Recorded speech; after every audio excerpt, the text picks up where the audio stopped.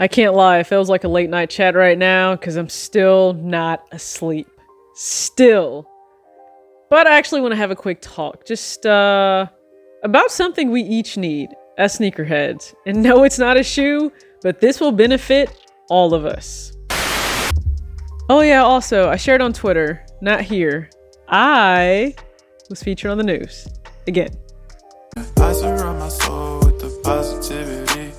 That's why I don't worry about the things that I don't see. Yeah. These days I don't worry about much. I think we should have some more fun. I still dream about the days when we were young. What's going on, everybody? It's your girl TJ back. Another video on Talks with TJ, and yeah, late night filming because why not? I'm sure I'll pay for it tomorrow. However, just one-on-one, right? Like, I think we can be honest with ourselves, okay? Let's just think back to childhood. If you played video games, this may hit home a little bit more for you.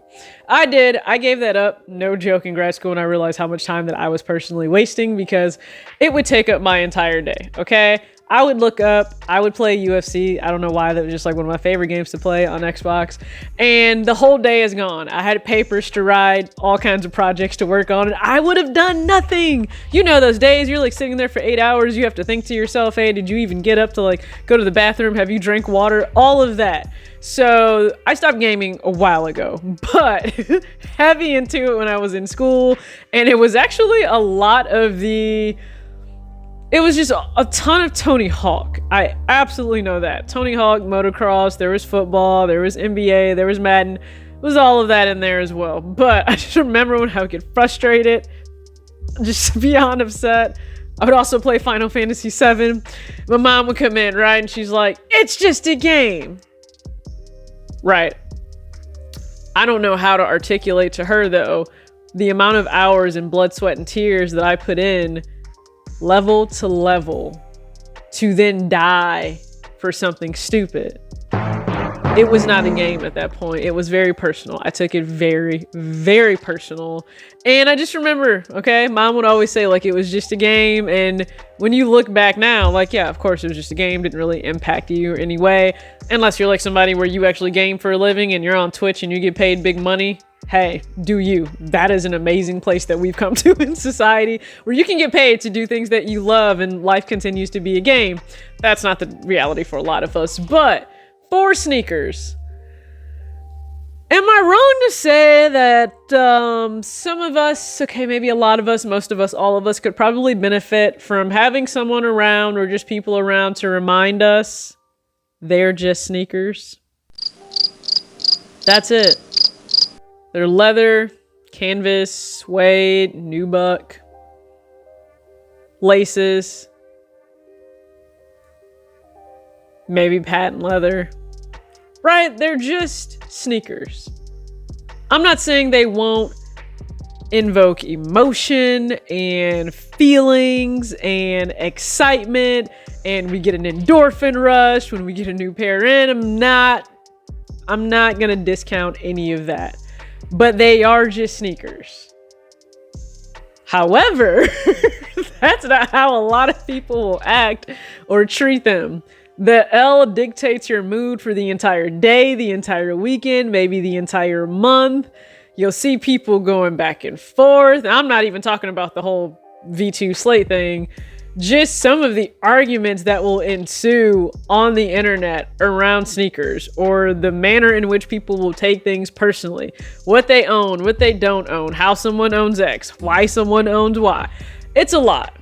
And we all will share our thoughts and our opinions. That's what your platform is for, right? Like I am the person that I personally only go for pairs that I want to wear and enjoy. I know exactly how I feel about them. I love them. I want them.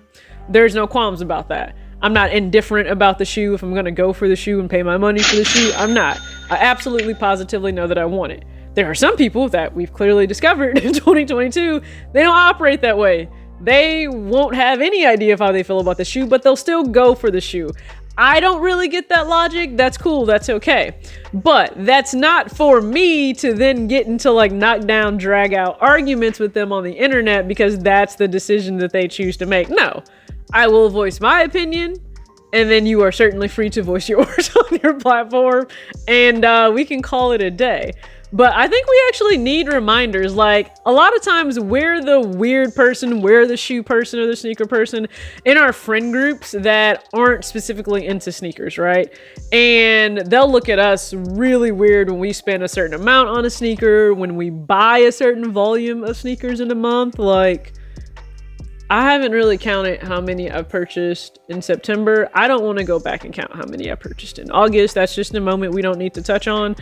But they'll look at us quite weird. Like, you don't think that's too much, or you don't think you need to slow down. And I'm not saying they're always right, but I think it is healthy for them to tell us, hey, it's just sneakers.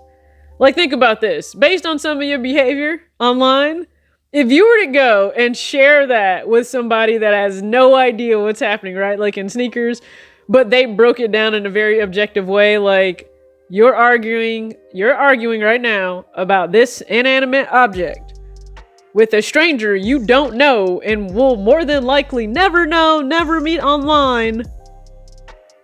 And it's over a shoe. Is it because they have the shoe? Is it because you want the shoe? Is it because you don't like the shoe? But yet, why is time wasted in your day over that? Like, you didn't get the shoe, okay. You got your health, family's good, kids are good, gas in your car, have a job, roof over your head, food on the table. So then what's the problem? Like, if you were to have somebody objectively kind of present it to you that way, it might help to remember it's just sneakers. Take a deep breath, let it out, take a count of actual life, and I promise you'll be all right. 2,000 years later. All right, that was it. I just really think that sneakerheads need that. Yeah, also, sidebar.